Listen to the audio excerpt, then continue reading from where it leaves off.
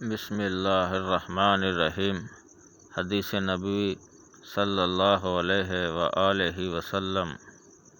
رسول کریم صلی اللہ علیہ وآلہ وسلم ایک مرتبہ رفع حاجت کے لیے تشریف لے گئے۔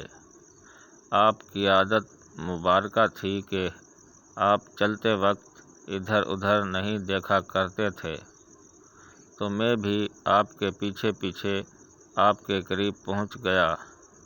مجھے دیکھ کر آپ صلی اللہ علیہ وآلہ وسلم نے فرمایا کہ مجھے پتھر ڈھونڈ دو تاکہ میں ان سے پاکی حاصل کروں، یا اس جیسا کوئی لفظ فرمایا، اور فرمایا کہ ہڈی اور گوبر نہ لانا۔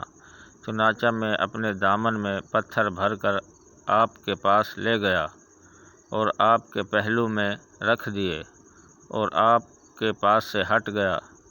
جب آپ قضائے حاجت سے فارغ ہوئے تو آپ نے پتھروں سے استنجا کیا۔ ناظرین کرام، اسلامی ویڈیوز دیکھنے کے لیے چینل سبسکرائب کریں اور بیل آئیکن کو دبائیں۔ شکریہ۔